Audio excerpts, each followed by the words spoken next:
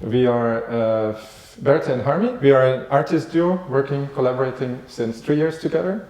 I'm Filip Berte from Belgium, Ghent. I'm Cliona Harmey from Wicklow. We are here in Cork with one of our smaller projects, elements of a bigger project that we're making since these 3 years. It's called Nul Punt Wolk, the project, which is actually Dutch for 0 point cloud. And to keep it short, like 0 point cloud, the point cloud in the title refers to the point cloud data that we've been using to make this kind of maps. It's called a bare map, a bare earth visualization. So it means LiDAR is a light and reflection ranging laser scanning of the earth basically by flights of a certain terrain. In this case, Oostakker, BMo, bare map Oostakker, in Flanders.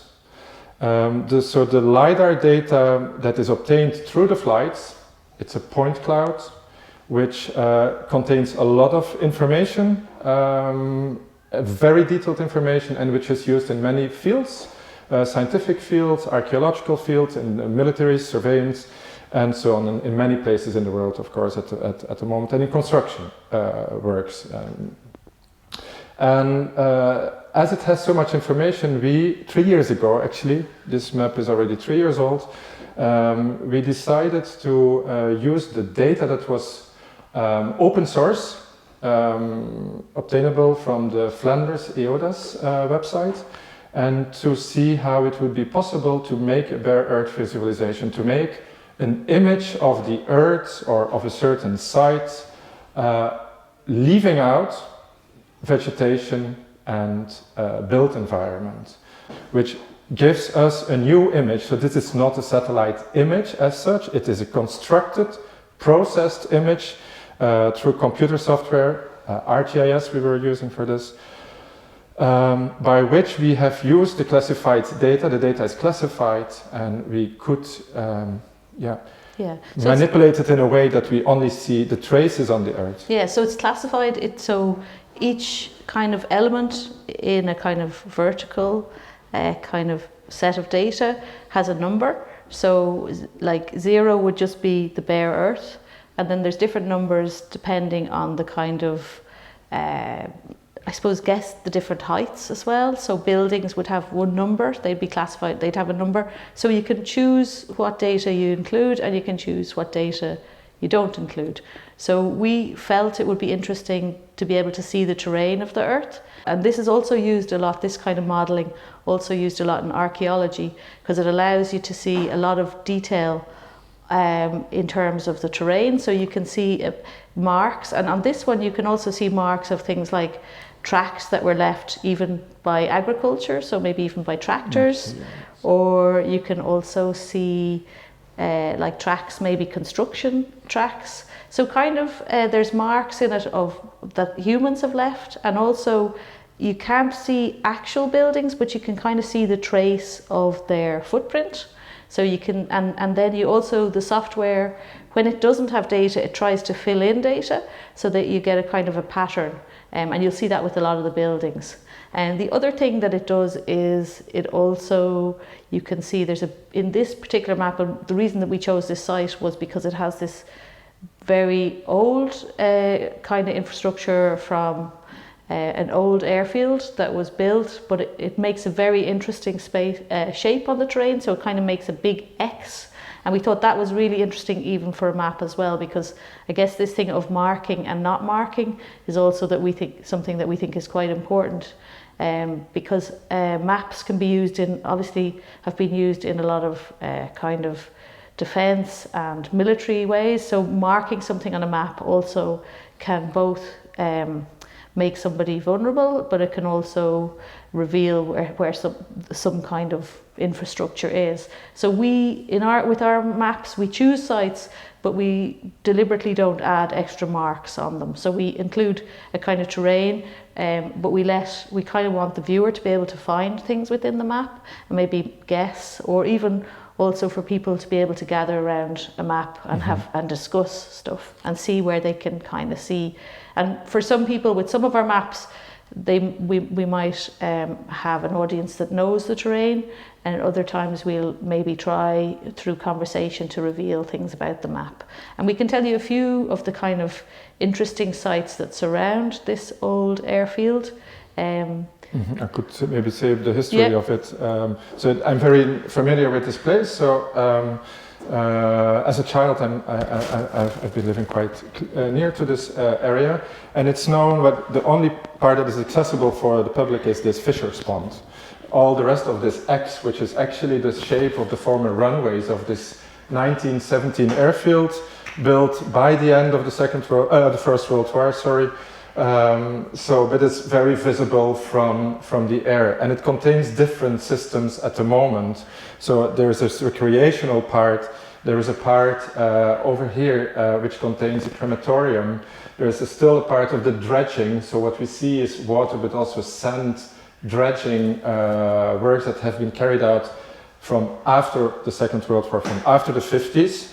And the site has been used maybe for a few months, containing some German aircraft, but had soon to be dismantled because of the Allies seeing these bigger sheds for airships that were also on the terrain and that could be bombed much easier. So they had to move away. This site has been filled in with sand from the nearby port of Ghent. So the dredging works of the port was put over this terrain within this shape, being dredged for decades. In the Second World War, only a part of this former airfield has been used again by the Germans to execute 56 persons. So on this terrain, as Cliona just said, so there is sites also of trauma included that is not visible. There is also ammunition bunkers, but at that site, only later, at the end of the Second World War, it was discovered that people were being killed. And so this has become a place of commemoration since the 50s. Another system, and as I talked about the port as well, the port of Ghent is very nearby. We have a bigger car factory here. And the interesting part, again, getting back to the LiDAR, the technological part of the filling in, how this big car factory has been also cut to the ground by our LiDAR software processing, and tries to fill in and makes this kind of strange shapes which you will find in any part of the smaller buildings as well. Maybe it is good to go actually from the 1917 airfield to the smaller work, I think. Mm-hmm.